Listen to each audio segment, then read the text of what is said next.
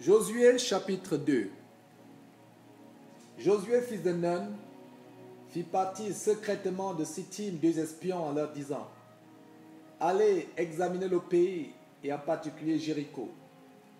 Ils partirent, ils arrivèrent dans la maison d'une prostituée qui se nommait Rahab, et ils y couchèrent. On dit au roi de Jéricho: voici les hommes, donc les enfants d'Israël sont arrivés ici cette nuit pour explorer le pays. Le roi de Jéricho envoya dire à Rahab: fais sortir les hommes qui sont venus chez toi, ils sont entrés dans ta maison, car c'est pour explorer tout le pays qu'ils sont venus. La femme prit les 2 hommes et les cacha, et elle dit: il est vrai que ces hommes sont arrivés chez moi, mais je ne savais pas d'où ils étaient. Et comme la porte a dû se fermer de nuit, ces hommes sont sortis. J'ignore où ils sont allés. Hâtez-vous de les poursuivre et vous les atteindrez. Elle les avait fait monter sur le toit et les avait cachés sous des tiges de lin qu'elle avait arrangées sur le toit. Ces gens les poursuivirent par le chemin qui mène au gué du Jourdain et l'on ferma la porte après qu'ils furent sortis. Avant que les espions se couchassent, Rahab monta vers eux sur le toit et leur dit: l'Éternel, je le sais, vous a donné ce pays.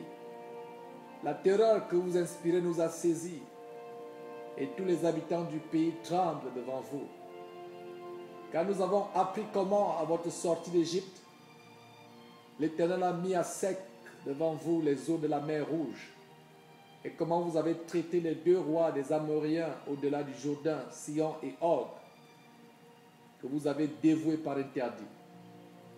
Nous l'avons appris, et nous avons perdu courage, et tous nos esprits sont abattus à votre aspect, car c'est l'Éternel votre Dieu, qui est Dieu en haut dans les cieux et en bas sur la terre. Et maintenant je vous prie, jurez-moi par l'Éternel que vous aurez pour la maison de mon Père la même bonté que j'ai eue pour vous. Donnez-moi l'assurance que vous laisserez vivre mon père, ma mère, mes frères, mes sœurs et tout ce qui leur appartient, et que vous nous sauverez de la mort. Ces hommes lui répondirent: nous sommes prêts à mourir pour vous, si vous ne divulguez pas ce qui nous concerne. Et quand l'Éternel nous donnera le pays, nous agirons envers toi avec bonté et fidélité. Elle les fit descendre avec une corde par la fenêtre, car la maison qu'elle habitait était sur la muraille de la ville. Elle leur dit: allez du côté de la montagne, de peur que ceux qui vous poursuivent ne vous rencontrent. Cachez-vous là pendant 3 jours, jusqu'à ce qu'ils soient de retour. Après cela, vous suivez votre chemin. Ces hommes lui dirent: voici de quelle manière nous serons quittes du serment que tu nous as fait faire. À notre entrée dans le pays, attache ce cordon de fil cramoisi à la fenêtre par laquelle tu nous as fait descendre, et recueille auprès de toi dans la maison de ton père ta mère, tes frères et toute la famille de ton père. Si quelqu'un te sort de la porte de ta maison pour aller dehors, son sang retombera sur sa tête et nous en serons innocents. Mais si on met la main sur l'un quelconque de ceux qui seront avec toi dans la maison, son sang retombera sur notre tête. Et si tu divulgues ce qui nous concerne, nous serons quittes du serment que tu nous as fait faire. Elle répondit: qu'il en soit selon vos paroles. Elle prit congé d'eux et ils s'en allèrent. Et elle attacha le cordon de cramoisi à la fenêtre.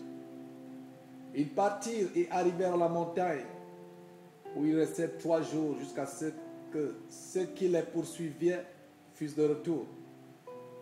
Ceux qui les poursuivaient les cherchèrent par tout le chemin, mais ils ne les trouvèrent pas. Les 2 hommes s'en retournèrent descendirent de la montagne et passèrent le Jourdain.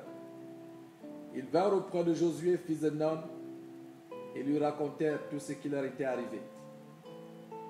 Ils dirent à Josué, certainement l'Éternel a livré tout le pays entre nos mains, et même tous les habitants du pays tremblent devant nous.